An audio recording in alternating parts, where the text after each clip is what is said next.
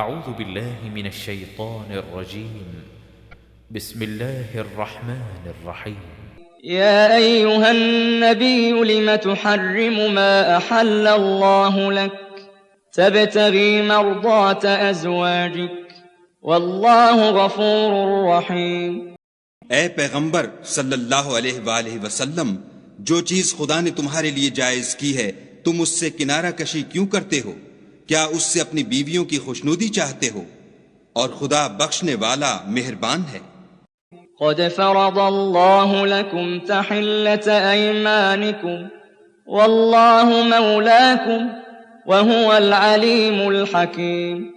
خدا نے تم لوگوں کے لیے تمہاری قسموں کا کفارہ مقرر کر دیا ہے، اور خدا ہی تمہارا کارساز ہے اور وہ دانا اور حکمت والا ہے۔ وَإِذْ أَسَرَّ النَّبِيُّ إِلَى بَعْضِ أَزْوَاجِهِ حَدِيثًا فَلَمَّا نَبَّأَتْ بِهِ وَأَظْهَرَهُ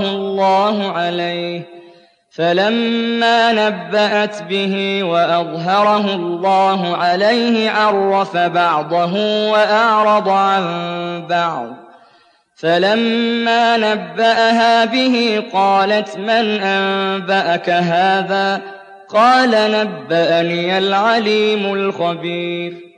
اور یاد کرو جب پیغمبر نے اپنی ایک بیوی سے ایک بھید کی بات کہی تو اس نے دوسری کو بتا دی، جب اس نے اس کو افشا کیا اور خدا نے اس حال سے پیغمبر کو آگاہ کر دیا تو پیغمبر نے ان بیوی کو وہ بات کچھ تو جتائی اور کچھ نہ بتائی۔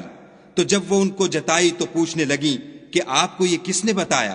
انہوں نے کہا کہ مجھے اس نے بتایا ہے جو جاننے والا خبردار ہے۔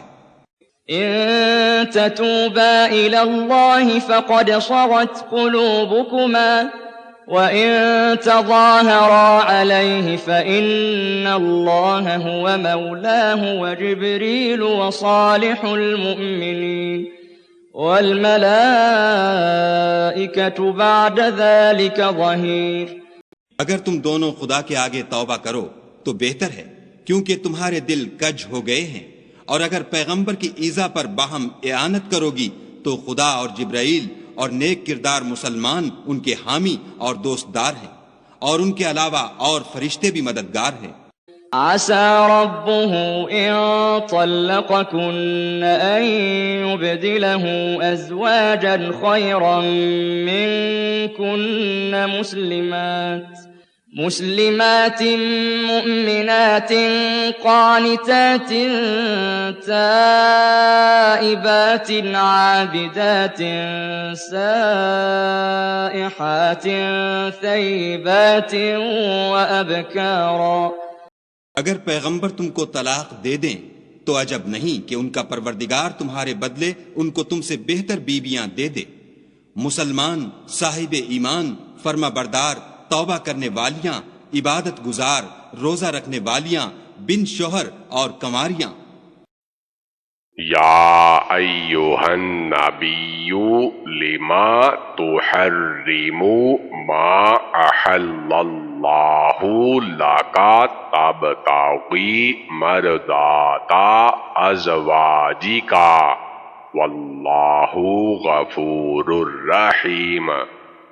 اس سورت کی ابتدائی آیتوں کے شان نزول میں مفسرین کے اقوال یہ ہیں۔ بعض تو کہتے ہیں یہ حضرت ماریہ کے بارے میں نازل ہوئی ہے، انہیں حضور صلی اللہ علیہ وآلہ وسلم نے اپنے اوپر حرام کر لیا تھا، جس پر یہ آیتیں نازل ہوئیں۔ نسائی میں یہ روایت موجود ہے کہ حضرت عائشہ اور حضرت حفصہ کے کہنے سننے سے ایسا ہوا تھا کہ ایک لونڈی کی نسبت آپ نے یہ فرمایا تھا، اس پر یہ آیتیں نازل ہوئیں۔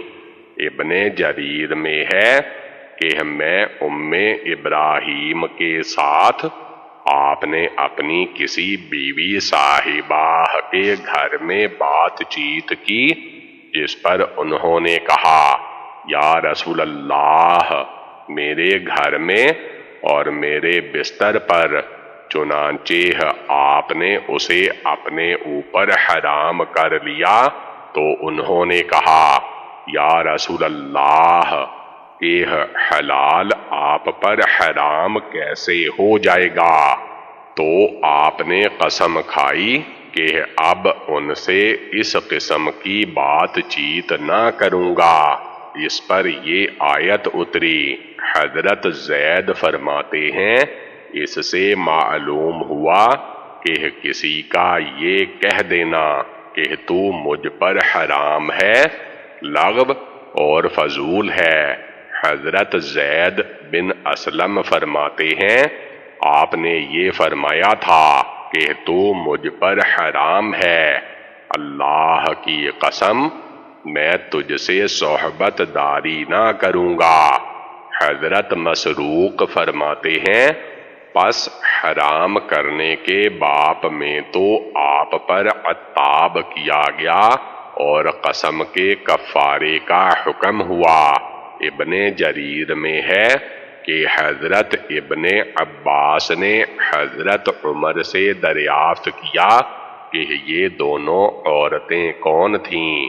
فرمایا عائشہ اور حفصہ، اور ابتدا قصہ ام ابراہیم کے طبیعہ کے بارے میں ہوئی۔ حضرت حفصہ کے گھر میں ان کی باری والے دن حضور صلی اللہ علیہ وآلہ وسلم ان سے ملے تھے، جس پر حضرت حفصہ کو رنج ہوا کہ میری باری کے دن میرے گھر اور میرے بستر پر حضور نے انہیں رضامند کرنے اور منانے کے لیے کہہ دیا کہ میں اسے اپنے اوپر حرام کرتا ہوں۔ اب تم اس واقعہ کا ذکر کسی سے نہ کرنا۔ لیکن حضرت حفصہ نے حضرت عائشہ سے واقعہ کہہ دیا۔ اللہ نے اس کی اطلاع اپنے نبی کو دے دی اور یہ کل آیتیں نازل فرمائیں۔ آپ نے کفارہ دے کر اپنی قسم توڑ دی اور اس لونڈی سے ملے جلے اسی واقعہ کو دلیل بنا کر حضرت عبداللہ بن عباس کا فتویٰ ہے کہ جو کہے فلاں چیز مجھ پر حرام ہے اسے قسم کا کفارہ دینا چاہیے۔ ایک شخص نے آپ سے یہی مسئلہ پوچھا کہ میں اپنی عورت کو اپنے اوپر حرام کر چکا ہوں، تو آپ نے فرمایا وہ تجھ پر حرام نہیں، سب سے زیادہ سخت کفارہ اس کا تو راہ اللہ غلام آزاد کرنا ہے۔ امام احمد اور بہت سے فقہا کا فتویٰ ہے کہ جو شخص اپنی بیوی، لونڈی یا کسی کھانے پینے، پہننے اوڑھنے کی چیز کو اپنے اوپر حرام کر لے تو اس پر کفارہ واجب ہو جاتا ہے۔ امام شافعی وغیرہ فرماتے ہیں صرف بیوی اور لونڈی کے حرام کرنے پر کفارہ ہے، کسی اور پر نہیں، اور اگر حرام کہنے سے نیت طلاق کی رکھی تو بے شک طلاق ہو جائے گی۔ اسی طرح لونڈی کے بارے میں اگر آزادگی کی نیت حرام کا لفظ کہنے سے رکھی ہے تو وہ آزاد ہو جائے گی۔ ابن عباس سے مروی ہے کہ یہ آیت اس عورت کے باب میں نازل ہوئی ہے جس نے اپنا نفس حضرت صلی اللہ علیہ وآلہ وسلم کو ہبہ کیا تھا، لیکن یہ غریب ہے۔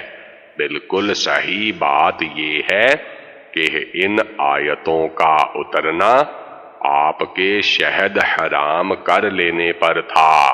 صحیح بخاری میں اس آیت کے موقعہ پر کہ حضرت زینب بنت جحش رضی اللہ تعالی عنہا کے گھر رسول اللہ صلی اللہ علیہ وآلہ وسلم شہد پیتے تھے اور آپ کی خاطر ذرا سی دیر وہاں ٹھہرتے بھی تھے۔ اس پر حضرت عائشہ اور حضرت حفصہ نے آپس میں مشورہ کیا کہ ہم میں سے جس کے ہاں حضور صلی اللہ علیہ وآلہ وسلم آئیں وہ کہے کہ یا رسول اللہ کہ آج تو آپ کے منہ سے گوند کی سی بدبو آتی ہے، شاید آپ نے مغافیر کھایا ہوگا۔ چنانچہ ہم نے یہی کیا۔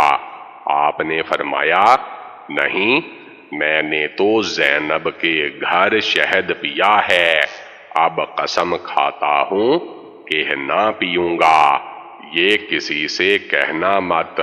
امام بخاری اس حدیث کو کتاب الایمان میں بھی کچھ زیادتی کے ساتھ لائے ہیں، جس میں ہے کہ دونوں عورتوں سے یہاں مراد عائشہ اور حفصہ ہیں رضی اللہ عنہا، اور چپکے سے بات کہنا یہی تھا کہ میں نے شہد پیا ہے۔ کتاب الطلاق میں امام صاحب رحمت اللہ اس حدیث کو لائے ہیں، پھر فرمایا ہے مغافیر گوندے کے مشابہ ایک چیز ہے جو شور گھاس میں پیدا ہوتی ہے، اس میں قدرے مٹھاس ہوتی ہے۔ صحیح بخاری شریف کی کتاب الطلاق میں یہ حدیث حضرت عائشہ سے ان الفاظ میں مروی ہے کہ حضور صلی اللہ علیہ وآلہ وسلم کو مٹھاس اور شہد بہت پسند تھا۔ عصر کی نماز کے بعد اپنی بیویوں کے گھر آتے اور کسی سے نزدیکی کرتے۔ ایک مرتبہ آپ حضرت حفصہ کے گئے اور جتنا وہاں رکتے تھے اس سے زیادہ رکے۔ مجھے غیرت سوار ہوئی، تحقیق کی تو معلوم ہوا کہ ان کی قوم کی ایک عورت نے ایک کپی شہد کے انہیں بطور ہدیہ کے بھیجی ہے۔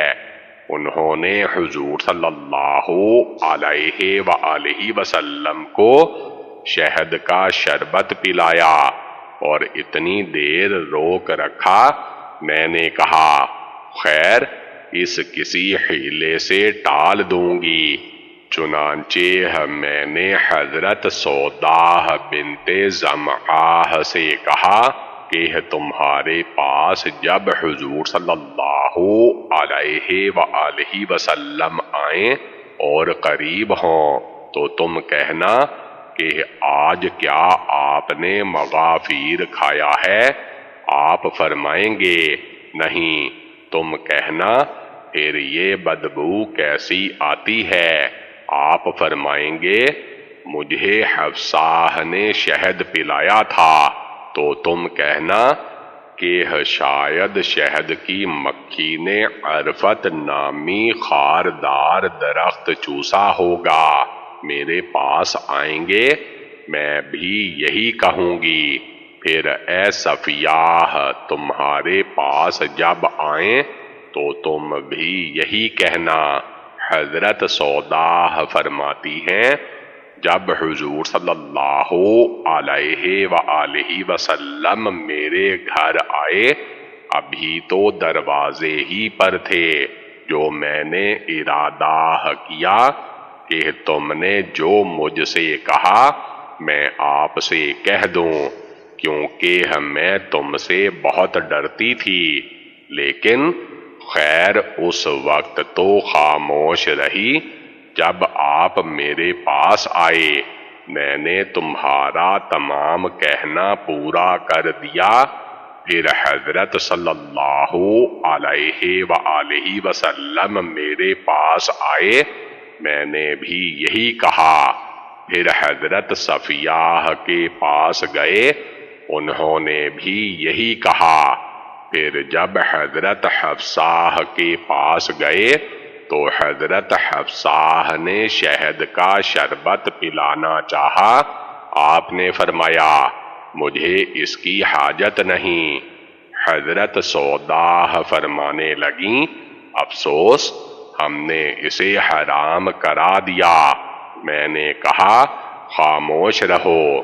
صحیح مسلم کی اس حدیث میں اتنی زیادتی اور ہے کہ نبی صلی اللہ علیہ وآلہ وسلم کو بدبو سے سخت نفرت تھی، اسی لیے ان بیویوں نے کہا تھا کہ آپ نے مغافیر کھایا ہے، اس میں بھی قدرے بدبو ہوتی ہے۔ جب آپ نے جواب دیا کہ نہیں میں نے تو شہد پیا ہے، تو انہوں نے کہہ دیا کہ پھر اس شہد کی مکھی نے عرفت درخت کو چوسا ہوگا جس کے گوند کا نام مغافیر ہے، اور اس کے اثر سے اس شہد میں اس کی بو رہ گئی ہوگی۔ اس روایت میں لفظ جرست ہے جس کے معنی جوہری نے کیے ہیں کھایا، اور شہد کی مکھیوں کو بھی جو راس کہتے ہیں، اور جرس مدہم ہلکی آواز کو کہتے ہیں۔ عرب کہتے ہیں جب کہ پرند دانہ چگ رہا ہو اور اس کی چونچ کی آواز سنائی دیتی ہو۔ ایک حدیث میں ہے پھر وہ جنتی پرندوں کی ہلکی اور میٹھی سہانی آوازیں سنیں گے۔ یہاں بھی عربی میں لفظ جرس ہے۔ اسماعی کہتے ہیں میں حضرت شعبہ کی مجلس میں تھا، وہاں انہوں نے اس لفظ جرس کو جرش بڑی شین کے ساتھ پڑھا۔ میں نے کہا چھوٹے سین سے ہے۔ حضرت شعبہ نے میری طرف دیکھا اور فرمایا یہ ہم سے زیادہ اسے جانتے ہیں، یہی ٹھیک ہے، تم اصلاح کر لو۔ الغرض شہد نوشی کے واقعہ میں شہد پلانے والیوں میں دو نام مروی ہیں، ایک حضرت حفصہ کا، دوسرا حضرت زینب کا، بلکہ اس امر پر اتفاق کرنے والیوں میں حضرت عائشہ کے ساتھ حضرت حفصہ کا نام ہے، پس ممکن ہے یہ وہ واقعہ ہو۔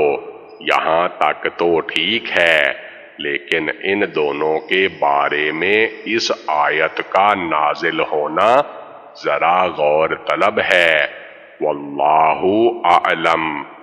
آپس میں اس قسم کا مشورہ کرنے والی حضرت عائشہ اور حضرت حفصہ تھیں۔ یہ اس حدیث سے بھی معلوم ہوتا ہے جو مسند امام احمد میں حضرت ابن عباس رضی اللہ تعالی عنہ سے مروی ہے۔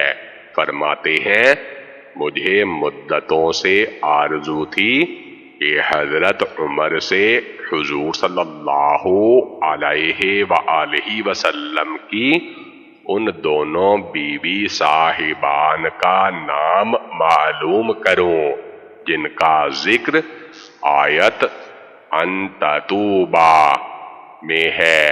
پس حج کے سفر میں جب خلیفۃ الرسول چلے تو میں بھی ہم رکاب ہو لیا۔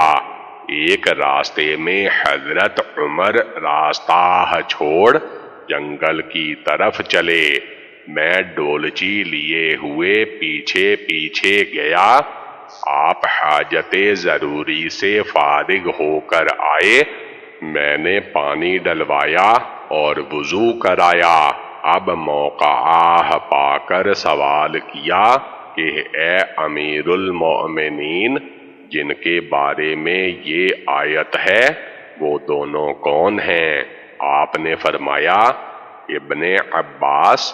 افسوس، حضرت زہری فرماتے ہیں حضرت عمر کو ان کا یہ دریافت کرنا برا معلوم ہوا، لیکن چھپانا جائز نہ تھا، اس لیے جواب دیا اس سے مراد حضرت عائشہ اور حضرت حفصہ رضی اللہ تعالی عنہا۔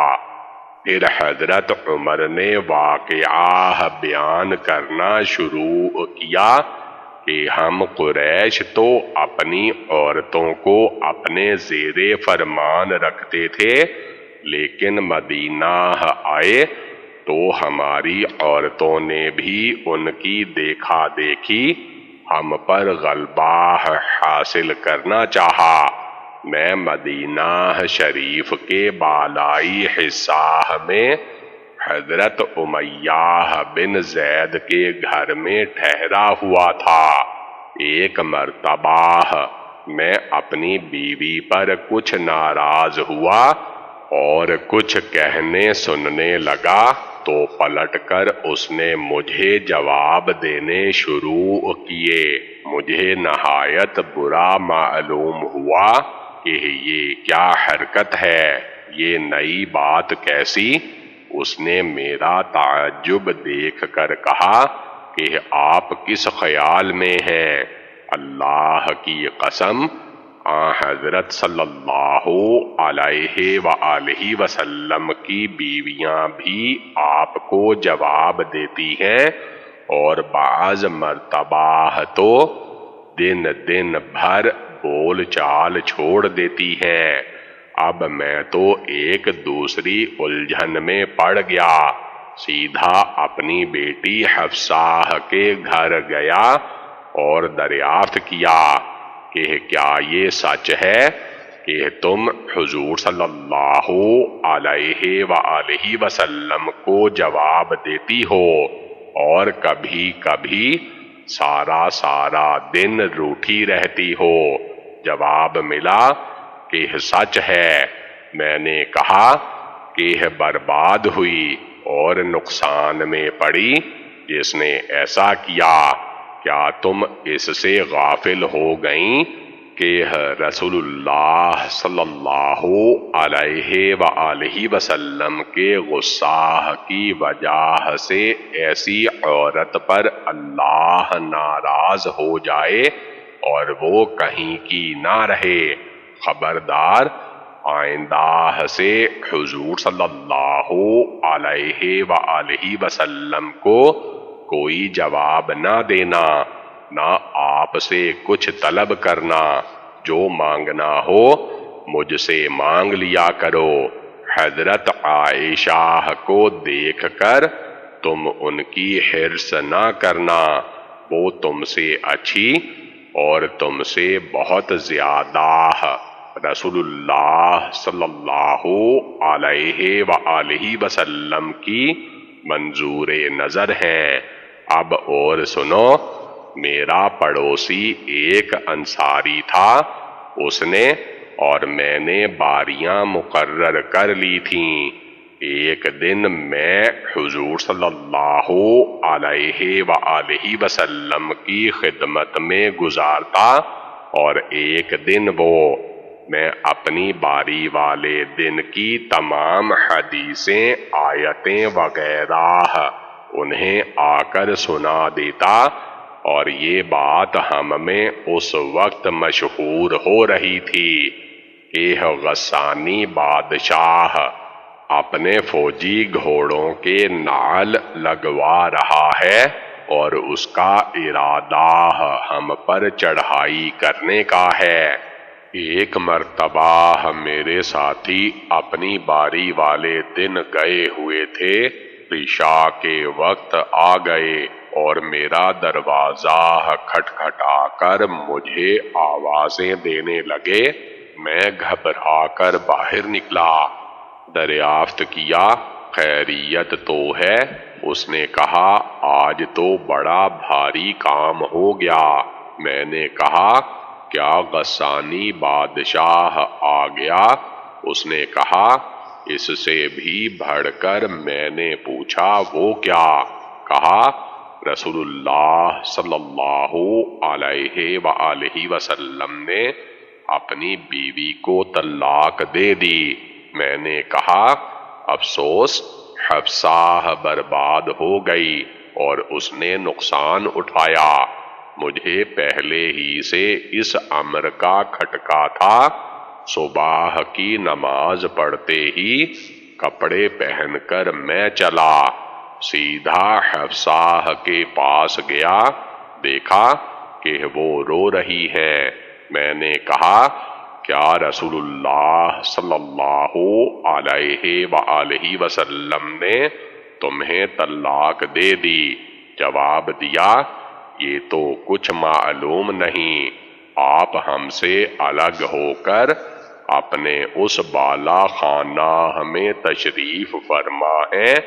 میں وہاں گیا، دیکھا کہ ایک حبشی غلام پہرے پر ہے۔ میں نے کہا جاؤ میرے لیے اجازت طلب کرو۔ وہ گیا، پھر آ کر کہنے لگا حضور صلی اللہ علیہ وآلہ وسلم نے کچھ جواب نہیں دیا۔ میں وہاں سے واپس چلا آیا، مسجد میں گیا، دیکھا کہ منبر کے پاس ایک گروہ صحابہ کا بیٹھا ہوا ہے اور بعض کے تو آنسو نکل رہے ہیں۔ میں تھوڑی سی دیر بیٹھا لیکن چین کہاں، پھر اٹھ کھڑا ہوا اور وہاں جا کر غلام سے کہا کہ ہم میرے لیے اجازت طلب کرو۔ اس نے پھر آ کر یہی کہا کہ کچھ جواب نہیں ملا۔ میں دوبارہ مسجد چلا گیا، پھر وہاں سے گھبرا کر نکلا، یہاں آیا، پھر غلام سے کہا، غلام گیا، آیا اور وہی جواب دیا۔ میں واپس مڑا ہی تھا کہ غلام نے مجھے آواز دی کہ آئیے آپ کو اجازت مل گئی۔ میں گیا، دیکھا کہ حضور صلی اللہ علیہ وآلہ وسلم ایک بورے پر ٹیک لگائے بیٹھے ہوئے ہیں جس کے نشان آپ کے جسم مبارک پر ظاہر ہیں۔ میں نے کہا یا رسول اللہ صلی اللہ علیہ وآلہ وسلم کیا آپ نے اپنی بیویوں کو طلاق دے دی ہے؟ آپ نے سر اٹھا کر میری طرف دیکھا اور فرمایا نہیں۔ میں نے کہا اللہ اکبر، یا رسول اللہ کہ بات یہ ہے کہ ہم قوم قریش تو اپنی بیویوں کو اپنے دباؤ میں رکھا کرتے تھے، لیکن مدینے والوں پر ان کی بیویاں غالب ہیں۔ یہاں آ کر ہماری عورتوں نے بھی ان کی دیکھا دیکھی یہی حرکت شروع کر دی۔ پھر میں نے اپنی بیوی کا واقعہ اور میرا یہ خبر پا کر کہ حضور صلی اللہ علیہ وآلہ وسلم کی بیویاں بھی ایسا کرتی ہیں، یہ کہنا کہ انہیں ڈر نہیں کہ اللہ کے رسول صلی اللہ علیہ وآلہ وسلم کے غصہ کی وجہ سے اللہ بھی ان سے ناراض ہو جائے گا اور وہ ہلاک ہو جائیں، بیان کیا۔ اس پر حضور صلی اللہ علیہ وآلہ وسلم مسکرا دیے۔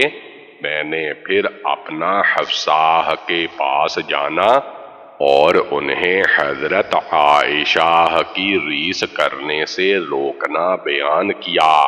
اس پر دوبارہ مسکرائے۔ میں نے کہا اگر اجازت ہو تو ذرا سی دیر اور رک جاؤں۔ آپ نے اجازت دی، میں بیٹھ گیا۔ اب جو سر اٹھا کر چاروں طرف نظریں دوڑائیں تو آپ کی بیٹھک دربار خاص میں سوائے 3 خشک کھالوں کے اور کوئی چیز نہ دیکھی۔ آزردہ دل ہو کر عرض کیا کہ یا رسول اللہ صلی اللہ علیہ وآلہ وسلم، دعا کیجئے کہ اللہ تعالی آپ کی امت پر کشادگی کرے۔ دیکھیے تو فارسی اور رومی جو اللہ کی عبادت ہی نہیں کرتے، انہیں کس قدر دنیا کی نعمتوں میں وسعت دی گئی ہے۔ یہ سنتے ہی آپ سنبھل بیٹھے اور فرمانے لگے، اے ابن خطاب، کیا تو شک میں ہے؟ اس قوم کی اچھائیاں انہیں باعجلت دنیا میں ہی دے دی گئیں۔ میں نے کہا، حضور صلی اللہ علیہ وآلہ وسلم، میرے لیے اللہ سے طلب بخشش کیجئے۔ بات یہ تھی کہ آپ نے سخت ناراضگی کی وجہ سے قسم کھا لی تھی کہ مہینہ بھر تک اپنی بیویوں کے پاس نہ جاؤں گا، یہاں تک کہ اللہ تعالی نے آپ کو تنبیہ کی۔ یہ حدیث بخاری، مسلم، ترمذی اور نسائی میں بھی ہے۔ بخاری مسلم کی حدیث میں ہے، ابن عباس فرماتے ہیں، سال بھر اسی امید میں گزر گیا کہ موقع ملے تو حضرت عمر سے ان دونوں کے نام دریافت کروں، لیکن ہیبت فاروقی سے ہمت نہیں پڑتی تھی۔ یہاں تک کہ حج کی واپسی میں پوچھا، پھر پوری حدیث بیان کی جو اوپر گزر چکی۔ صحیح مسلم میں ہے کہ طلاق کی شہرت کا واقعہ پردہ کی آیتوں کے نازل ہونے سے پہلے کا ہے۔ اس میں یہ بھی ہے، حضرت عمر جس طرح حضرت حفصہ کے پاس جا کر انہیں سمجھا آئے تھے، اسی طرح حضرت عائشہ کے پاس بھی ہو آئے تھے۔ اور یہ بھی ہے کہ اس غلام کا نام جو ڈیوڑھی پر پہرا دے رہے تھے، حضرت رباح تھا رضی اللہ تعالی عنہ۔ یہ بھی ہے کہ حضرت عمر نے حضور صلی اللہ علیہ وآلہ وسلم سے کہا، آپ عورتوں کے بارے میں اس مشقت میں کیوں پڑتے ہیں؟ اگر آپ انہیں طلاق بھی دے دیں تو آپ کے ساتھ اللہ تعالی، اس کے فرشتے جبرائیل اور میکائیل اور میں اور ابو بکر اور جملہ مومن ہیں۔ حضرت عمر فرماتے ہیں، الحمدللہ، میں اس قسم کی جو بات کہتا مجھے امید لگی رہتی کہ اللہ تعالی میری بات کی تصدیق نازل فرمائے گا۔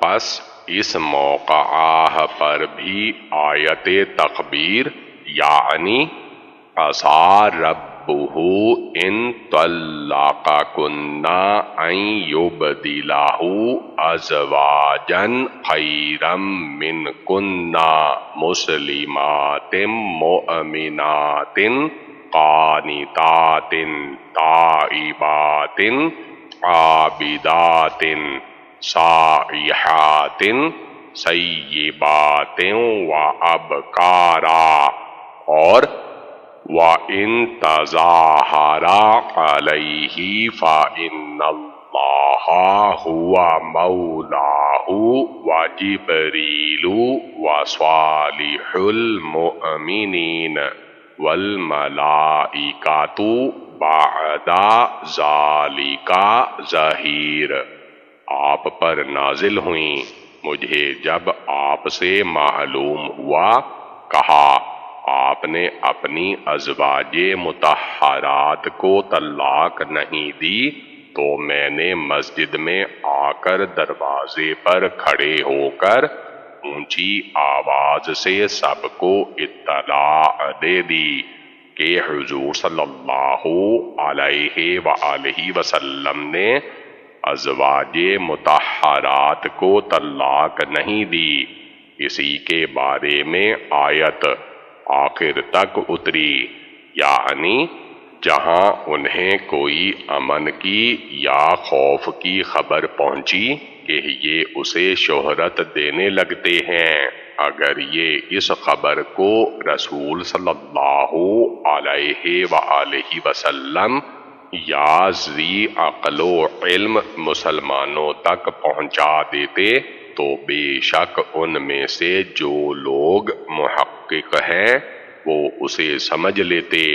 حضرت عمر یہاں تک اس آیت کو پڑھ کر فرماتے، پس اس امر کا استنباط کرنے والوں میں سے میں ہی ہوں، اور بھی بہت سے بزرگ مفسرین سے مروی ہے کہ صالح مومنین سے مراد حضرت ابو بکر، حضرت عمر ہیں، بعض نے حضرت عثمان کا نام بھی لیا ہے، بعض نے حضرت علی کا۔ ایک ضعیف حدیث میں مرفوعاً صرف حضرت علی کا نام ہے، لیکن سند ضعیف ہے اور بالکل منکر ہے۔ صحیح بخاری شریف میں ہے کہ آپ کی بیویاں غیرت میں آ گئیں، اس پر میں نے ان سے کہا کہ اگر حضور صلی اللہ علیہ وآلہ وسلم تمہیں طلاق دے دیں گے تو اللہ تعالی تم سے بہتر بیویاں آپ کو دے گا۔ پس میرے لفظوں ہی میں قرآن کی یہ آیت اتری۔ پہلے یہ بیان ہو چکا ہے کہ حضرت عمر رضی اللہ تعالی عنہ نے بہت سی باتوں میں قرآن کی موافقت کی، جیسے پردے کے بارے میں، بدری قیدیوں کے بارے میں، مقام ابراہیم کو قبلہ ٹھہرانے کے بارے میں۔ ابن ابی حاتم کی روایت میں ہے کہ مجھے جب امہات المؤمنین کی اس رنجش کی خبر پہنچی تو ان کی خدمت میں گیا اور انہیں بھی کہنا شروع کیا، یہاں تک کہ آخری ام المؤمنین کے پاس پہنچا تو مجھے جواب ملا کہ کیا ہمیں رسول اللہ صلی اللہ علیہ وآلہ وسلم خود نصیحت کرنے کے لیے کم ہیں جو تم آ گئے۔ اس پر میں خاموش ہو گیا، لیکن قرآن میں آیت عسیٰ ربہ نازل ہوئی۔ صحیح بخاری میں ہے کہ جواب دینے والی ام المؤمنین حضرت ام سلمہ تھیں۔ حضرت ابن عباس فرماتے ہیں جو بات حضور صلی اللہ علیہ وآلہ وسلم نے چپکے سے اپنی بیوی صاحبہ سے کہی تھی، اس کا واقعہ یہ ہے کہ آپ حضرت حفصہ کے گھر میں تھے، وہ تشریف لائیں اور حضرت ماریہ سے آپ کو مشغول پایا تو آپ نے انہیں فرمایا تم حضرت عائشہ کو خبر نہ کرنا، میں تمہیں ایک بشارت سناتا ہوں، میرے انتقال کے بعد میری خلافت حضرت ابو بکر کے بعد تمہارے والد آئیں گے۔ حضرت حفصہ نے حضرت عائشہ کو خبر کر دی، پس حضرت عائشہ نے رسول اللہ صلی اللہ علیہ وآلہ وسلم سے کہا، اس کی خبر آپ کو کس نے پہنچائی؟ آپ نے فرمایا، مجھے علیم و خبیر اللہ نے خبر پہنچائی۔ صدیقہ نے کہا، میں آپ کی طرف نہ دیکھوں گی جب تک کہ آپ ماریاہ کو اپنے اوپر حرام نہ کر لیں۔ آپ نے حرام کر لی، اس پر آیت یا ایھا النبی لما تحرم ما احل اللہ لک تبتغی مرضات ازواجک واللہ غفور الرحیم نازل ہوئی۔ طبرانی، لیکن اس کی سند مخدوش ہے۔ مقصد یہ ہے کہ ان تمام روایات سے ان پاک آیتوں کی تفسیر ظاہر ہو گئی۔ ترجمہ کی تفسیر تو ظاہر ہی ہے۔ صائحات کی تفسیر ایک تو یہ ہے کہ روزے رکھنے والیاں، ایک مرفوع حدیث میں بھی یہی تفسیر اس لفظ کی آئی ہے۔ جو حدیث سورۃ براءت کے اس لفظ کی تفسیر میں گزر چکی ہے کہ اس امت کی سیاحت روزے رکھنا ہے، دوسری تفسیر یہ ہے کہ مراد اس ہجرت کرنے والیاں، لیکن اول قول ہی اولا ہے، واللہ اعلم۔ پھر فرمایا، ان میں سے بعض بیواہ ہوں گی اور بعض کنواریاں، اس لیے جی خوش رہے۔ قسموں کی تبدیلی نفس کو بھلی معلوم ہوتی ہے۔ معجم طبرانی میں ابن یزید اپنے باپ سے روایت کرتے ہیں کہ انہوں نے فرمایا، اللہ تعالی نے اپنے نبی صلی اللہ علیہ وآلہ وسلم سے اس آیت میں جو وعدہ فرمایا ہے، اس سے مراد بیواہ سے تو حضرت آسیہ ہیں جو فرعون کی بیوی تھیں، اور کنواری سے مراد حضرت مریم ہیں جو حضرت عمران کی بیٹی تھیں۔ ابن عساکر میں ہے کہ حضرت جبرائیل علیہ السلام رسول اللہ صلی اللہ علیہ وآلہ وسلم کے پاس آئے۔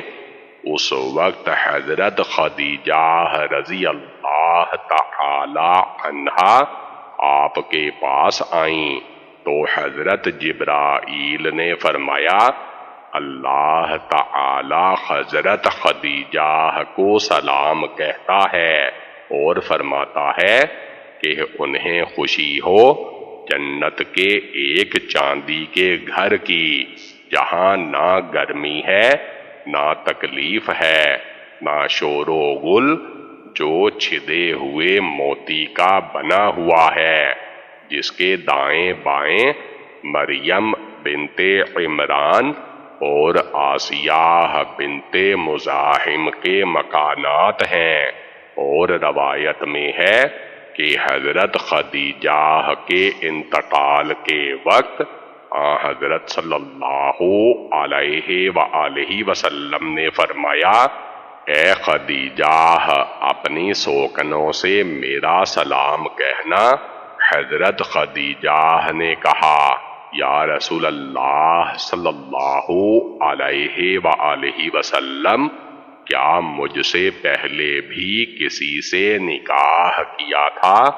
آپ نے فرمایا، نہیں، مگر اللہ تعالی نے مریم بنت عمران اور آسیہ زوجہ فرعون اور کلثوم بہن موسیٰ کی، ان تینوں کو میرے نکاح میں دے رکھا ہے۔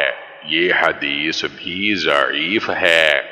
حضرت ابو امامہ سے ابو یعلا میں مروی ہے کہ حضور صلی اللہ علیہ وآلہ وسلم نے فرمایا، کیا جانتے ہو اللہ تعالی نے جنت میں میرا نکاح مریم بنت عمران، کلثوم اخت موسیٰ اور آسیہ زوجہ فرعون سے کر دیا ہے۔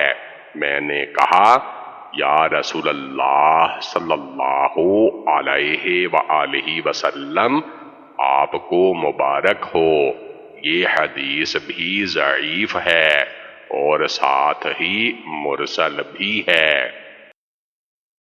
يا أيها الذين آمنوا قوا أنفسكم وأهليكم نارا وقودها الناس والحجارة عليها ملائكة غلاظ شداد لا يعصون الله ما أمرهم ويفعلون ما يؤمرون۔ مومنوں، اپنے آپ کو اور اپنے اہل و عیال کو آتش جہنم سے بچاؤ، جس کا ایندھن آدمی اور پتھر ہیں، اور جس پر تند خو اور سخت مزاج فرشتے مقرر ہیں، جو ارشاد خدا ان کو فرماتا ہے اس کی نافرمانی نہیں کرتے، اور جو حکم ان کو ملتا ہے اسے بجا لاتے ہیں۔ يا أيها الذين كفروا لا تعتذروا اليوم إنما تجزون ما كنتم تعملون۔ کافرو، آج بہانے مت بناؤ، جو عمل تم کیا کرتے ہو انہی کا تم کو بدلہ دیا جائے گا۔ يا أيها الذين آمنوا توبوا إلى الله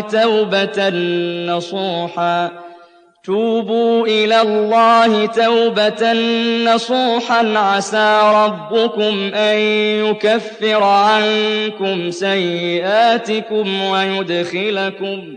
ويدخلكم جنات تجري من تحتها الأنهار يوم لا يخزي الله النبي والذين آمنوا معه نورهم يسعى بين أيديهم وبأيمانهم يقولون ربنا أتمم لنا نورنا واغفر لنا إنك على كل شيء قدير۔ ربنا أتمم لنا نورنا واغفر لنا إنك على كل شيء قدير۔ مومنو، خدا کے آگے صاف دل سے توبہ کرو، امید ہے کہ وہ تمہارے گناہ تم سے دور کر دے گا اور تم کو باغہائے بہشت میں جن کے نیچے نہریں بہ رہی ہیں داخل کرے گا۔ اس دن خدا پیغمبر کو اور ان لوگوں کو جو ان کے ساتھ ایمان لائے ہیں رسوا نہیں کرے گا، بلکہ ان کا نور ایمان ان کے آگے اور داہنی طرف روشنی کرتا ہوا چل رہا ہوگا، اور وہ خدا سے التجا کریں گے کہ اے پروردگار، ہمارا نور ہمارے لیے پورا کر اور ہمیں معاف فرما، بے شک خدا ہر چیز پر قادر ہے۔ یا ایہا الذین آمنوا قوا انفسکم واہلیکم نارا وقودها الناس والحجارۃ علیہا ملائکۃ غلاظ شداد لا یعصون اللہ ما امرہم ویفعلون ما یؤمرون۔ ہمارا گھرانہ، ہماری ذمہ داریاں۔ حضرت علی رضی اللہ تعالی عنہ فرماتے ہیں، ارشاد ربانی ہے کہ اپنے گھرانے کے لوگوں کو علم و ادب سکھاؤ۔ حضرت ابن عباس فرماتے ہیں، اللہ کے فرمان بجا لاؤ، اس کی نافرمانیاں مت کرو۔ اپنے گھرانے کے لوگوں کو ذکر اللہ کی تاکید کرو تاکہ اللہ تمہیں جہنم سے بچا لے۔ مجاہد فرماتے ہیں، اللہ سے ڈرو اور اپنے گھر والوں کو بھی یہی تلقین کرو۔ قتادہ فرماتے ہیں اللہ کی اطاعت کا انہیں حکم دو اور نافرمانیوں سے روکتے رہو، ان پر اللہ کے حکم قائم رکھو اور انہیں احکام اللہ بجا لانے کی تاکید کرتے رہو۔ نیک کاموں میں ان کی مدد کرو اور برے کاموں پر انہیں ڈانٹو ڈپٹو۔ ضحاک و مقاتل فرماتے ہیں ہر مسلمان پر فرض ہے کہ اپنے رشتے کنبے کے لوگوں کو اور اپنے لونڈی غلام کو اللہ کے فرمان بجا لانے کی اور اس کی نافرمانیوں سے روکنے کی تعلیم دیتا رہے۔ مسند احمد میں رسول اللہ صلی اللہ علیہ وآلہ وسلم کا ارشاد ہے کہ جب بچے 7 سال کے ہو جائیں انہیں نماز پڑھنے کو کہتے سنتے رہا کرو، جب 10 سال کے ہو جائیں اور نماز میں سستی کریں تو انہیں مار کر دھمکا کر پڑھاؤ۔ یہ حدیث ابو داود اور ترمذی میں بھی ہے۔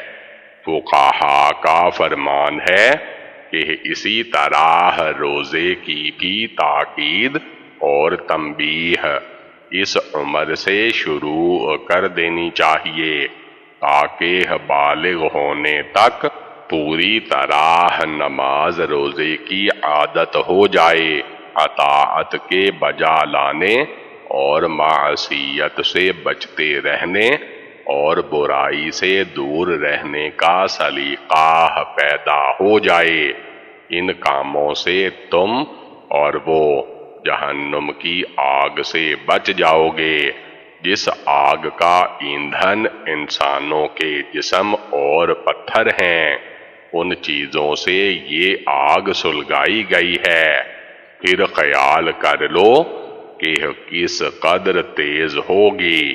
پتھر سے مراد یا تو وہ پتھر ہے جن کی دنیا میں پرستش ہوتی رہی جیسے اور جگہ ہے، ترجمہ تم اور تمہارے معبود جہنم کی لکڑیاں ہو، یا گندھک کے نہایت ہی بدبودار پتھر ہیں۔ ایک روایت میں ہے کہ حضور صلی اللہ علیہ وآلہ وسلم نے اس آیت کی تلاوت کی۔ اس وقت آپ کی خدمت میں بعض اصحاب تھے جن میں سے ایک شخص نے دریافت کیا کہ یا رسول اللہ صلی اللہ علیہ وآلہ وسلم، کیا جہنم کے پتھر دنیا کے پتھروں جیسے ہیں؟ حضور صلی اللہ علیہ وآلہ وسلم نے فرمایا، ہاں، اللہ کی قسم جس کے قبضہ میں میری جان ہے، کہ جہنم کا ایک پتھر ساری دنیا کے تمام پتھروں سے بڑا ہے۔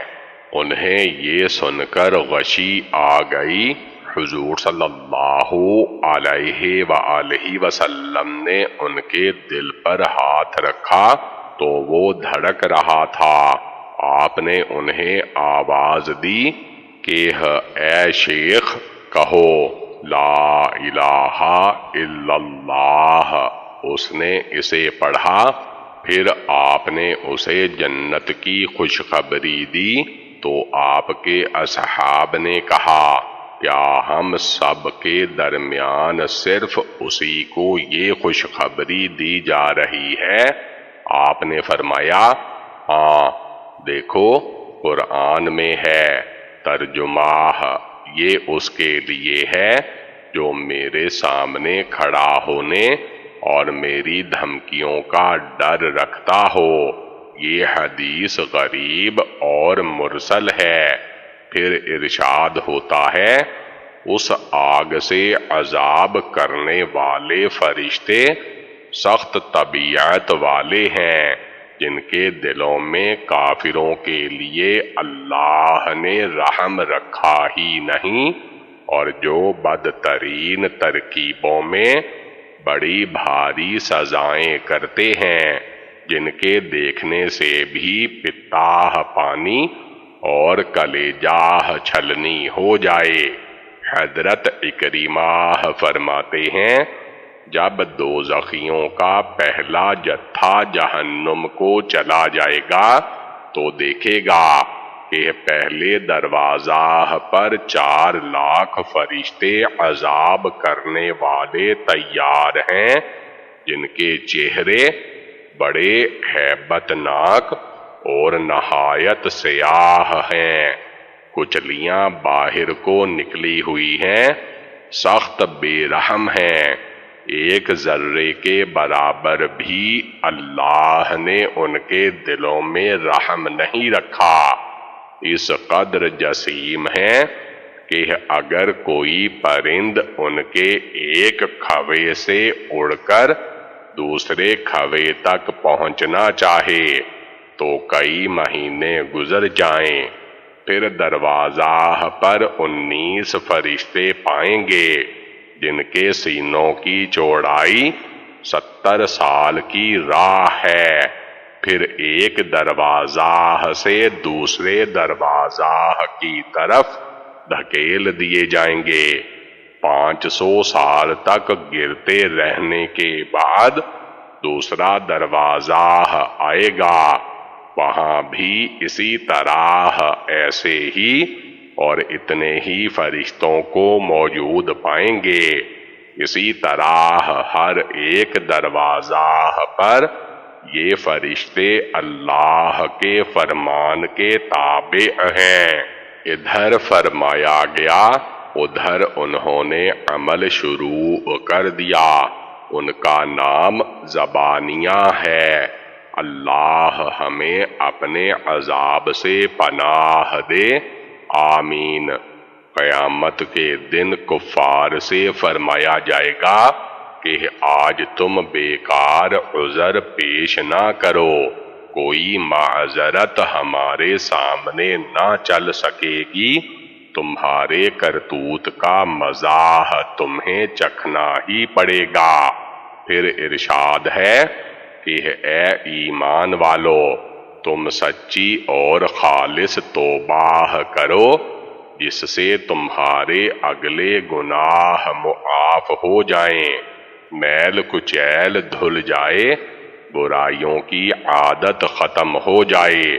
حضرت نعمان بن بشیر نے اپنے ایک خطبے میں بیان فرمایا کہ لوگو، میں نے حضرت عمر بن خطاب سے سنا ہے کہ خلاص توبہ یہ ہے کہ انسان گناہ کی معافی چاہے اور پھر اس گناہ کو نہ کرے، اور روایت میں ہے پھر اس کے کرنے کا ارادہ بھی نہ کرے۔ حضرت عبداللہ سے بھی اسی کے قریب مروی ہے۔ ایک مرفوع حدیث میں بھی یہی آیا ہے جو ضعیف ہے، اور ٹھیک یہی ہے کہ وہ بھی موقوف ہی ہے، واللہ اعلم۔ علماء سلف فرماتے ہیں توبہ خالص تو یہ ہے کہ گناہ کو اس وقت چھوڑ دے جو ہو چکا ہے، اس پر نادم ہو اور آئندہ کے لیے نہ کرنے کا پختہ عزم ہو، اور اگر گناہ میں کسی انسان کا حق ہے تو چوتھی شرط یہ ہے کہ وہ حق باقاعدہ ادا کر دے۔ حضور صلی اللہ علیہ وآلہ وسلم فرماتے ہیں نادم ہونا بھی توبہ کرنا ہے۔ حضرت ابی بن کعب فرماتے ہیں ہمیں کہا گیا تھا کہ اس امت کے آخری لوگ قیامت کے قریب کیا کیا کام کریں گے، ان میں ایک یہ ہے کہ انسان اپنی بیوی یا لونڈی سے اس کے پاخانہ کی جگہ میں وطی کرے گا جو اللہ اور اس کے رسول صلی اللہ علیہ وآلہ وسلم نے مطلق حرام کر دیا ہے، اور جس فعل پر اللہ اور اس کے رسول کی ناراضگی ہوتی ہے، اسی طرح مرد سے بد فعلی کریں گے جو حرام اور باعث ناراضی اللہ و رسول اللہ ہے، ان لوگوں کی نماز بھی اللہ کے ہاں مقبول نہیں جب تک کہ یہ توبہ نصوح نہ کریں۔ حضرت ابو ذر نے حضرت ابی سے پوچھا توبۃ النصوح کیا ہے؟ فرمایا میں نے حضور صلی اللہ علیہ وآلہ وسلم سے یہی سوال کیا تھا تو آپ نے فرمایا قصور سے گناہ ہو گیا، پھر اس پر نادم ہونا، اللہ تعالی سے معافی چاہنا، اور پھر اس گناہ کی طرف مائل نہ ہونا۔ حضرت حسن فرماتے ہیں توبہ نصوح یہ ہے کہ جیسے گناہ کی محبت تھی ویسا ہی بغض دل میں بیٹھ جائے، اور جب وہ گناہ یاد آئے اس سے استغفار ہو۔ جب کوئی شخص توبہ کرنے پر پختگی کر لیتا ہے اور اپنی توبہ پر جمع رہتا ہے تو اللہ تعالی اس کی تمام اگلی خطائیں مٹا دیتا ہے، جیسے کہ صحیح حدیث میں ہے کہ اسلام لانے سے پہلے کی تمام برائیاں اسلام فنا کر دیتا ہے، اور توبہ سے پہلے کی تمام خطائیں توبہ سوخت کر دیتی ہیں۔ اب رہی یہ بات کہ توبہ نصوح میں یہ شرط بھی ہے کہ توبہ کرنے والا پھر مرتے دم تک یہ گناہ نہ کرے، جیسے کہ احادیث و آثار ابھی بیان ہوئے جن میں ہے کہ پھر کبھی نہ کرے، یا صرف اس کا عزم راسخ کافی ہے کہ اسے اب کبھی نہ کروں گا، گو پھر باہ متقاضائے بشریت بھولے چوکے ہو جائے، جیسے کہ ابھی حدیث گزری کہ توبہ اپنے سے پہلے گناہوں کو بالکل مٹا دیتی ہے، تو تنہا توبہ کے ساتھ ہی گناہ معاف ہو جاتے ہیں، یا پھر مرتے دم تک اس کام کا نہ ہونا گناہ کی معافی کی شرط کے طور پر ہے۔ پس پہلی بات کی دلیل تو یہ صحیح حدیث ہے کہ جو شخص اسلام میں نیکیاں کرے وہ اپنی جاہلیت کی برائیوں پر پکڑا نہ جائے گا، اور جو اسلام لا کر بھی برائیوں میں مبتلا رہے وہ اسلام اور جاہلیت کی دونوں برائیوں میں پکڑا جائے گا۔ پس اسلام جو کہ گناہوں کو دور کرنے میں توبہ سے بڑھ کر ہے، جب اس کے بعد بھی اپنی بد کرداریوں کی وجہ سے پہلی برائیوں میں بھی پکڑ ہوئی تو توبہ کے بعد بطور اولا ہونی چاہیے۔ واللہ اعلم۔ لفظ عسا گو تمنا، امید اور امکان کے معنی دیتا ہے، لیکن کلام اللہ میں اس کے معنی تحقیق کے ہوتے ہیں۔ پس فرمان ہے کہ خالص توبہ کرنے والے قطعاً اپنے گناہوں کو معاف کروا لیں گے اور سرسبز و شاداب جنتوں میں آئیں گے۔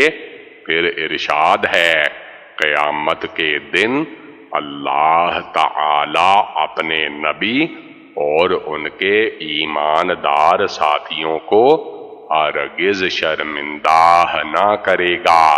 انہیں اللہ کی طرف سے نور عطا ہوگا جو ان کے آگے آگے اور دائیں طرف ہوگا، اور سب اندھیروں میں ہوں گے اور یہ روشنی میں ہوں گے، جیسے کہ پہلے سورۃ حدید کی تفسیر میں گزر چکا۔ جب یہ دیکھیں گے کہ منافقوں کو جو روشنی ملی تھی عین ضرورت کے وقت وہ ان سے چھین لی گئی اور وہ اندھیروں میں بھٹکتے رہ گئے، تو دعا کریں گے کہ اے اللہ ہمارے ساتھ ایسا نہ ہو، ہماری روشنی تو آخر وقت تک ہمارے ساتھ ہی رہے، ہمارا نور ایمان بجھنے نہ پائے۔ بنو کنانہ کے ایک صحابی فرماتے ہیں، فتح مکہ والے دن رسول اللہ صلی اللہ علیہ وآلہ وسلم کے پیچھے میں نے نماز پڑھی تو میں نے آپ کی اس دعا کو سنا، یعنی میرے اللہ مجھے قیامت کے دن رسوا نہ کرنا۔ ایک حدیث میں ہے حضور صلی اللہ علیہ وآلہ وسلم فرماتے ہیں، قیامت کے دن سب سے پہلے سجدے کی اجازت مجھے دی جائے گی، اور اسی طرح سب سے پہلے سجدے سے سر اٹھانے کی اجازت بھی مجھ ہی کو مرحمت ہوگی۔ میں اپنے سامنے اور دائیں بائیں نظریں ڈال کر اپنی امت کو پہچان لوں گا۔ ایک صحابی نے کہا، حضور صلی اللہ علیہ وآلہ وسلم انہیں کیسے پہچانیں گے؟ وہاں تو بہت سی امتیں مخلوط ہوں گی۔ آپ نے فرمایا، میری امت کے لوگوں کی ایک نشانی تو یہ ہے کہ ان کے اعضائے وضو منور ہوں گے، چمک رہے ہوں گے۔ کسی اور امت میں یہ بات نہ ہوگی۔ دوسری پہچان یہ ہے کہ ان کے نامہ اعمال ان کے دائیں ہاتھ میں ہوں گے۔ تیسری نشانی یہ ہوگی کہ سجدے کے نشان ان کی پیشانیوں پر ہوں گے، جس سے میں پہچان لوں گا۔ چوتھی علامت یہ ہے کہ ان کا نور ان کے آگے آگے ہوگا۔ يا أيها النبي جاهد الكفار والمنافقين واغلظ عليهم ومأواهم جهنم وبئس المصير۔ اے پیغمبر صلی اللہ علیہ وآلہ وسلم، کافروں اور منافقوں سے لڑو اور ان پر سختی کرو، ان کا ٹھکانہ دوزخ ہے اور وہ بہت بری جگہ ہے۔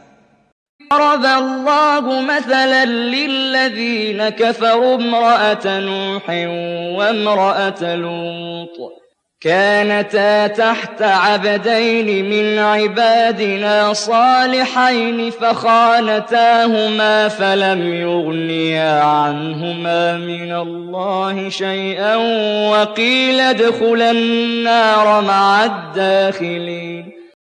خدا نے کافروں کے لیے نوح کی بیوی اور لوط کی بیوی کی مثال بیان فرمائی ہے۔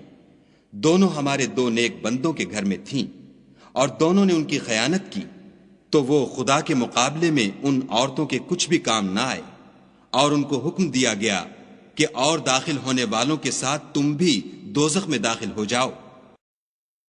یا ایھا النبی جاہد الکفار والمنافقین واغلظ علیہم ومأواہم جہنم وبئس المصیر۔ تحفظ قانون کے لیے حکم جہاد اللہ تعالی اپنے نبی صلی اللہ علیہ وآلہ وسلم کو حکم دیتا ہے کہ کافروں سے جہاد کر ہتھیاروں کے ساتھ اور منافقوں سے جہاد کر حدود اللہ جاری کرنے کے ساتھ ان پر دنیا میں سختی کرو، آخرت میں بھی ان کا ٹھکانہ جہنم ہے جو بدترین بازگشت ہے۔ پھر مثال دے کر سمجھایا کہ جو کافروں کا مسلمانوں سے ملنا جلنا، خلط ملط رہنا، انہیں ان کے کفر کے باوجود اللہ کے ہاں کچھ نفع نہیں دے سکتا۔ دیکھو، دو پیغمبروں کی عورتیں، حضرت نوح علیہ السلام کی اور حضرت لوط علیہ السلام کی، جو ہر وقت ان نبیوں کی صحبت میں رہنے والی اور دن رات ساتھ اٹھنے بیٹھنے والی اور ساتھ ہی کھانے پینے بلکہ سونے جاگنے والی تھیں، لیکن چونکہ ایمان میں ان کی ساتھی نہ تھیں اور اپنے کفر پر قائم تھیں، پس پیغمبروں کی 8 پہر کی صحبت انہیں کچھ کام نہ آئی۔ انبیاء اللہ انہیں آخروی نفع نہ پہنچا سکے اور نہ آخروی نقصان سے بچا سکے، بلکہ ان عورتوں کو بھی دوزخیوں کے ساتھ جہنم میں جانے کو کہہ دیا گیا۔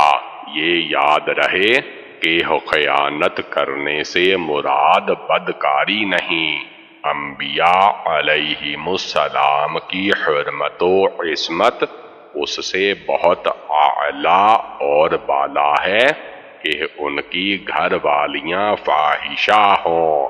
ہم اس کا پورا بیان سورۃ نور کی تفسیر میں کر چکے ہیں، بلکہ یہاں داد خیانت فی الدین یعنی دین میں اپنے خاوندوں کی خیانت کی، ان کا ساتھ نہ دیا۔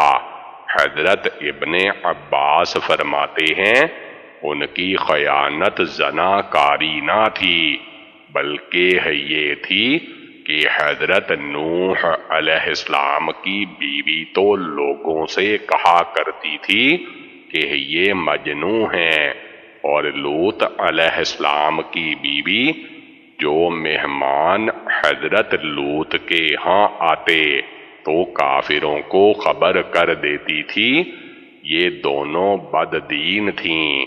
نوح علیہ السلام کی رازداری اور پوشیدہ طور پر ایمان لانے والوں کے نام کافروں پر ظاہر کر دیا کرتی تھیں۔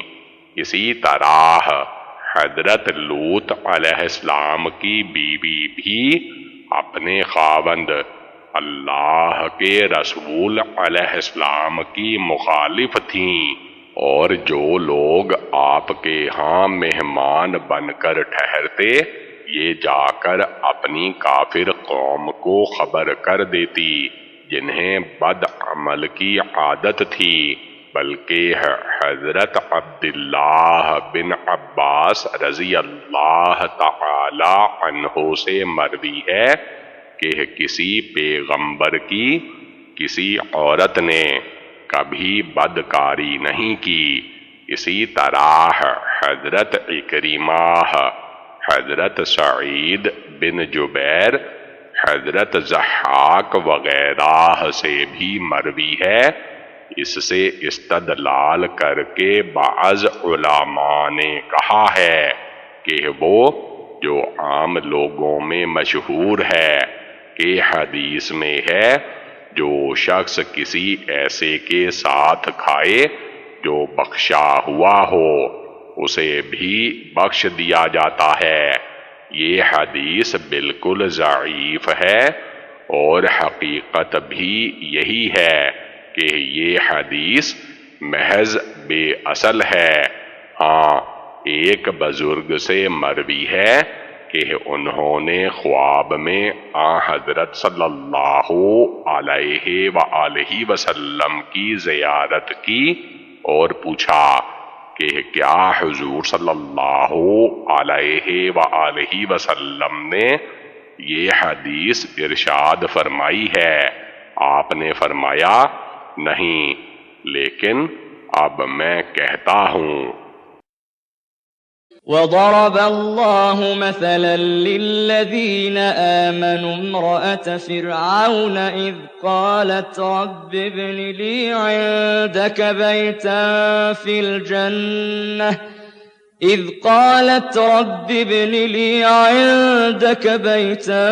في الجنة ونجني من فرعون وعمله ونجني من القوم الظالمين۔ اور مومنوں کے لیے ایک مثال تو فرعون کی بیوی کی بیان فرمائی کہ اس نے خدا سے التجا کی کہ اے میرے پروردگار، میرے لیے بہشت میں اپنے پاس ایک گھر بنا اور مجھے فرعون اور اس کے اعمال زشت معال سے نجات بخش، اور ظالم لوگوں کے ہاتھ سے مجھ کو مخلصی عطا فرما۔ مريم ابنة عمران التي أحصنت فرجها فنفخنا فيه من روحنا وصدقت بكلمات ربها وكتبه۔ اور دوسری عمران کی بیٹی مریم کی، جنہوں نے اپنی شرمگاہ کو محفوظ رکھا تو ہم نے اس میں اپنی روح پھونک دی، اور وہ اپنے پروردگار کے کلام اور اس کی کتابوں کو برحق سمجھتی تھی اور فرما برداروں میں سے تھی۔ وَضَرَبَ اللَّهُ مَثَلًا لِلَّذِينَ آمَنُوا امْرَأَتَ فِرْعَوْنَ إِذْ قَالَتْ رَبِّ ابْنِ لِي عِندَكَ بَيْتًا فِي الْجَنَّةِ وَنَجِّنِي من فرعون وعمله ونجني من القوم الظالمین۔ سعادت مند آسیہ فرعون کی بیوی، یہاں اللہ تعالی مسلمانوں کے لیے مثال بیان فرما کر ارشاد فرماتا ہے کہ اگر یہ اپنی ضرورت پر کافروں سے خلط ملط ہوں تو انہیں کچھ نقصان نہ ہوگا، جیسے اور جگہ ہے۔ ایمانداروں کو چاہیے کہ مسلمانوں کے سوا اوروں سے دوستیاں نہ کریں، جو ایسا کرے گا وہ اللہ کی طرف سے کسی بھلائی میں نہیں، ہاں اگر بطور بچاؤ اور دفع الوقتی کے ہو تو اور بات ہے۔ حضرت قتادہ فرماتے ہیں روئے زمین کے تمام تر لوگوں میں سب سے زیادہ سرکش فرعون تھا، لیکن اس کے کفر نے بھی اس کی بیوی کو کچھ نقصان نہ پہنچایا، اس لیے کہ وہ اپنے زبردست ایمان پر پوری طرح قائم تھیں، اور رہیں جان لو کہ اللہ تعالی عادل حاکم ہے، وہ ایک گناہ پر دوسرے کو نہیں پکڑتا۔ حضرت سلمان فرماتے ہیں فرعون اس نیک بخت بیوی کو طرح طرح سے ستاتا تھا، سخت گرمیوں میں انہیں دھوپ میں کھڑا کر دیتا، لیکن پروردگار اپنے فرشتوں کے پروں کا سایہ ان پر کر دیتا اور انہیں گرمی کی تکلیف سے بچا لیتا، بلکہ ان کے جنتی مکان کو دکھا دیتا، جس سے ان کی روح کی تازگی اور ایمان کی زیادتی ہو جاتی۔ فرعون اور حضرت موسیٰ کی بابت یہ دریافت کرتی رہتی تھیں کہ کون غالب رہا، تو ہر وقت یہی سنتی کہ موسیٰ غالب رہے، بس یہی ان کے ایمان کا باعث بنا اور یہ پکار اٹھیں کہ میں موسیٰ اور ہارون کے رب پر ایمان لائی۔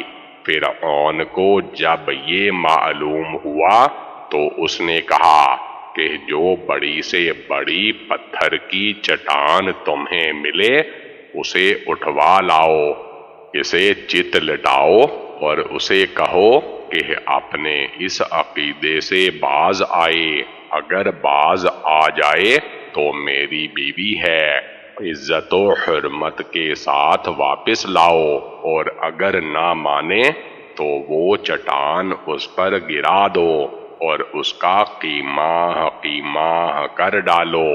جب یہ لوگ پتھر لائے انہیں لے گئے، لٹایا اور پتھر ان پر گرانے کے لیے اٹھایا تو انہوں نے آسمان کی طرف نگاہ اٹھائی، پروردگار نے حجاب ہٹا دیے اور جنت کو اور وہاں جو مکان ان کے لیے بنایا گیا تھا اسے انہوں نے اپنی آنکھوں دیکھ لیا، اور اسی میں ان کی روح پرواز کر گئی۔ جس وقت پتھر پھینکا گیا اس وقت ان میں روح تھی ہی نہیں۔ اپنی شہادت کے وقت دعا مانگتی ہیں کہ اللہ جنت میں اپنے قریب کی جگہ مجھے عنایت فرما۔ اس دعا کی اس باریکی پر بھی نگاہ ڈالیے کہ پہلے اللہ کا پڑوس مانگا جا رہا ہے، پھر گھر کی درخواست کی جا رہی ہے۔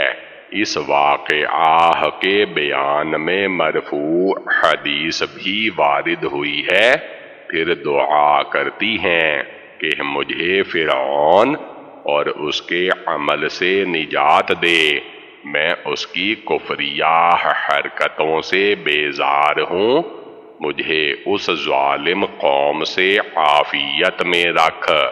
ان بیوی صاحبہ کا نام آسیہ بنت مزاحم تھا رضی اللہ تعالی عنہا۔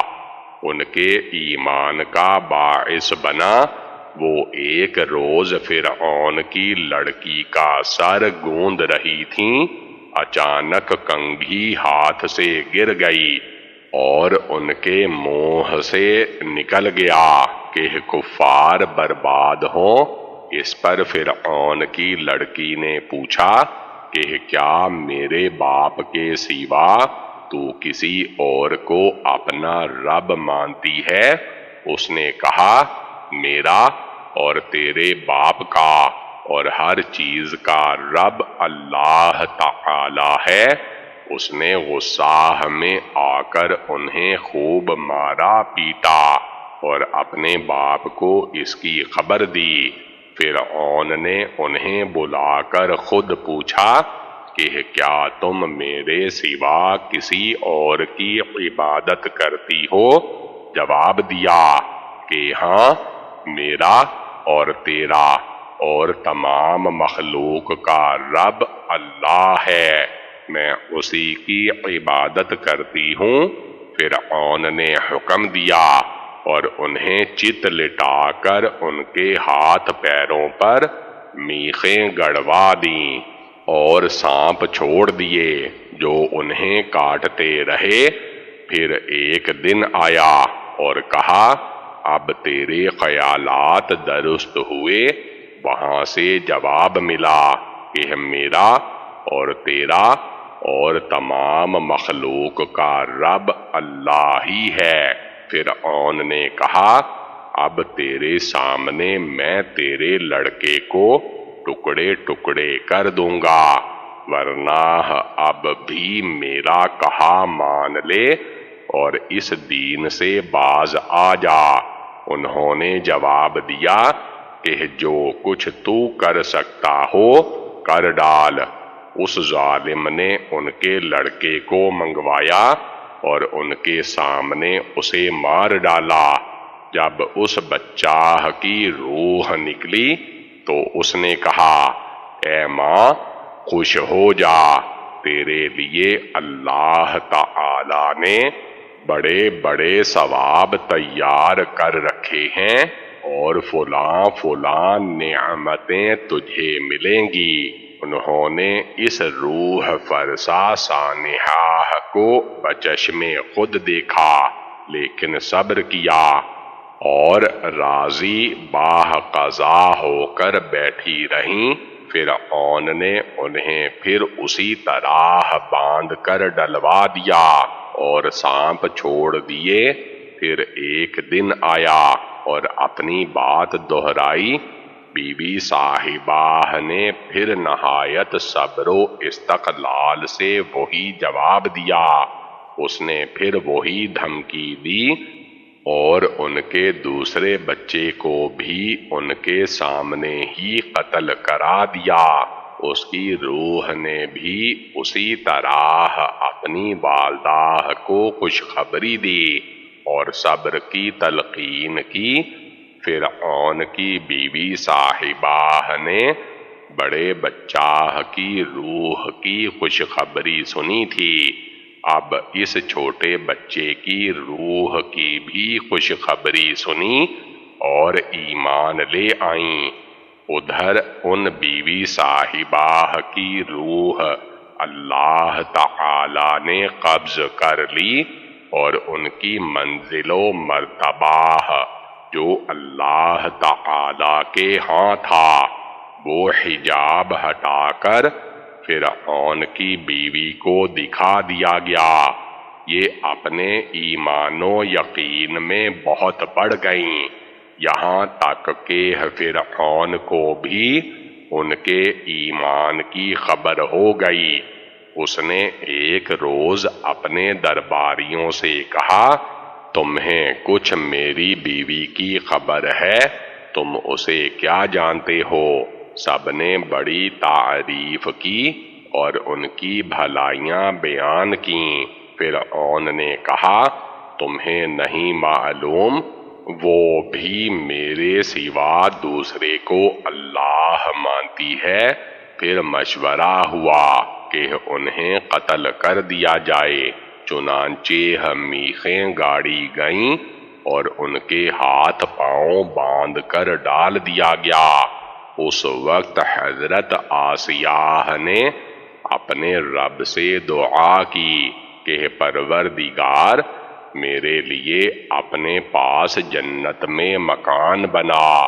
اللہ تعالی نے ان کی دعا قبول فرمائی اور حجاب ہٹا کر انہیں ان کا جنتی درجہ دکھا دیا، جس پر یہ ہنسنے لگیں۔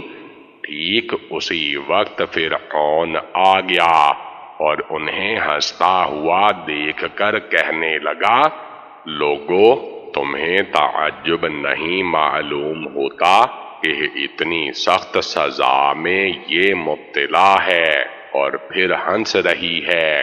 یقیناً اس کا دماغ ٹھکانے نہیں۔ الغرض انہی عذابوں میں یہ بھی شہید ہوئیں رضی اللہ تعالی عنہا۔ پھر دوسری مثال حضرت مریم بنت عمران علیہ السلام کی بیان کی جاتی ہے کہ وہ نہایت پاک دامن تھیں۔ ہم نے اپنے فرشتے جبرائیل کی معرفت ان میں روح پھونکی۔ حضرت جبرائیل کو انسانی صورت میں اللہ تعالی نے بھیجا تھا اور حکم دیا تھا کہ وہ اپنے منہ سے ان کے کرتے کے گریبان میں پھونک مار دیں۔ اسی سے حمل رہ گیا اور حضرت عیسیٰ علیہ السلام پیدا ہوئے۔ پس فرمان ہے کہ میں نے اس میں اپنی روح پھونکی۔ پھر حضرت مریم کی اور تعریف ہو رہی ہے کہ وہ اپنے رب کی تقدیر اور شریعت کو سچ ماننے والی تھیں اور پوری فرما بردار تھیں۔ مسند احمد میں ہے، حضرت صلی اللہ علیہ وآلہ وسلم نے زمین پر 4 لکیریں کھینچیں اور صحابہ سے دریافت کیا کہ جانتے ہو کہ یہ کیا ہے؟ انہوں نے جواب دیا کہ اللہ تعالی اور اس کے رسول صلی اللہ علیہ وآلہ وسلم ہی کو پورا علم ہے۔ آپ نے فرمایا، سنو، تمام جنتی عورتوں میں سے افضل خدیجہ بنت خویلد اور فاطمہ بنت محمد اور مریم بنت عمران اور آسیہ بنت مزاحم ہیں جو فرعون کی بیوی تھیں۔ صحیح بخاری صحیح مسلم میں ہے۔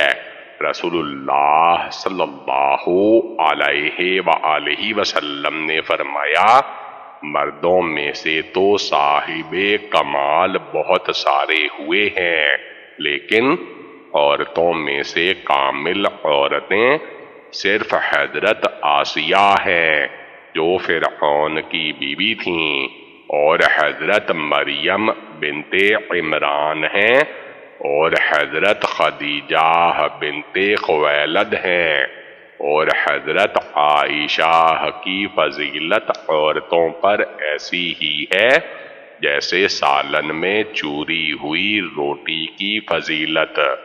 باقی کھانوں پر ہم نے اپنی کتاب میں حضرت عیسیٰ علیہ السلام کے قصے کی اسی صورت کی آیت کے الفاظ شیبات و ابکات کی تفسیر کے بیان کے موقع پر اس حدیث کی سندیں اور الفاظ بیان کر دیے ہیں۔ فالحمدللہ، اور اللہ تعالی کے فضل و کرم سے اسی صورت کی آیت کے الفاظ شیبات و ابکار کی تفسیر کے موقع پر وہ حدیث بھی ہم بیان کر چکے ہیں جس میں ہے کہ حضرت صلی اللہ علیہ وآلہ وسلم کی جنتی بیویوں میں ایک حضرت آسیہ بنت مزاحم رضی اللہ تعالی عنہا بھی ہیں۔ الحمدللہ، سورت تحریم کی تفسیر ختم ہوئی۔ اللہ کے فضل و کرم اور لطف و رحم سے 28ویں پارے کی قد سمع اللہ کی تفسیر بھی ختم ہوئی۔ پروردگار ہمیں اپنے کلام کی سچی سمجھ عطا فرمائے اور عمل کی توفیق دے۔ باری تعالی تو اسے قبول فرما اور میرے لیے باقیات صالحات میں کر۔ آمین۔